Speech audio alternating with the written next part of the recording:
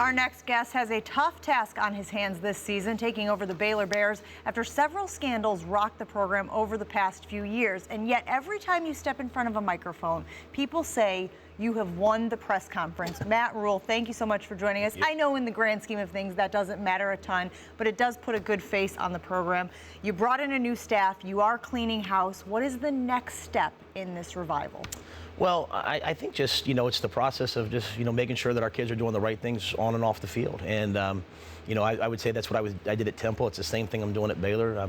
When I walked in, despite what you don't know what you're going to see when you get there, but there was a great group of kids there that hadn't done anything wrong, that were going to school, doing things right. And so we're just trying to make sure that we're building a program that's excellent in every way, that's great in the classroom, great in the community, that treats people well, and hopefully we can play some really good football too. But as Jen points out, it's not going to be easy. I mean, you have knowingly stepped into a very hard situation. I've seen you said, look, I had options.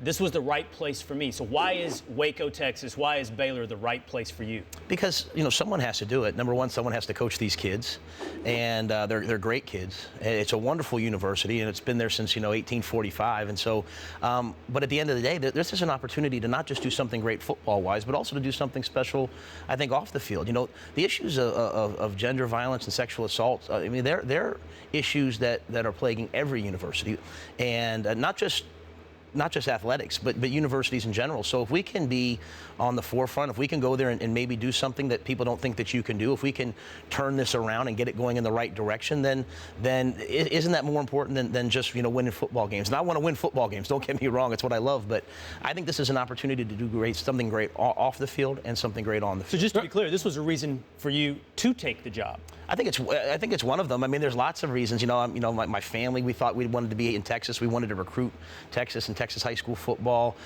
We thought this was a university that shared our values. I mean, 200 student athletes, going on mission trips. We had 9 football players in Brazil, in the month of May, down there giving their time to kids in need. I mean, there's a lot of wonderful things that happen at Baylor, but at the same time, this is an opportunity to address issues that are of vital importance. And I'll say this, when I was at Temple, I was addressing these issues at Temple. I'm not doing things differently now that I'm at Baylor. This is what college football coaches and really people all across universities need to address. They need to address these issues, and this is the place to do it.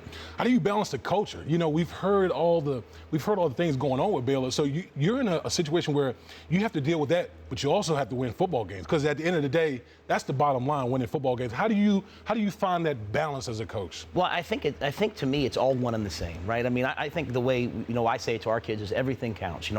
I expect that our kids and our coaches try to be excellent in every aspect of their lives. I want them to be excellent academically.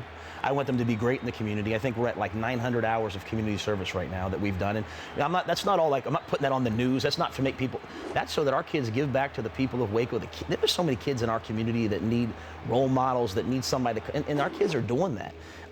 So when you have a team that does it right academically, when they treat people right, when they're out giving back in the community, aren't you going to have a better football team? Aren't you going to have a team that's selfless, that's smart, that's intelligent, that's grown and mature? And so the way we live our life off the field is exactly the way we live our life on the field. And I think that's absolutely the way you should run a college football program. There are analysts who have said that a win for Baylor this year would be just a clean program from start to finish. How many wins, though, on the football team do you guys need to put together in order for this to be considered a success on the field?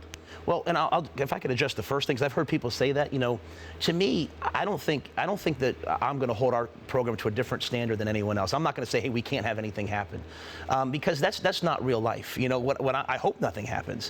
What I'm going to say is my job is to make sure that when things happen, that they're handled properly, and that when things happen, that they're not hidden, that they're not like, oh, because when you start saying we can't have anything bad happen, or else people are going to blame, then you start hiding things. In my time here, we've had issues happen, and I've been and my athletic director, Matt Rhule, my president, we've been immediately addressed them, and that's really what we need. We need the adults to be adults, and we need, when kids make mistakes, to handle it with the right process properly, and you hope nothing happens, but, things are going to happen sometimes.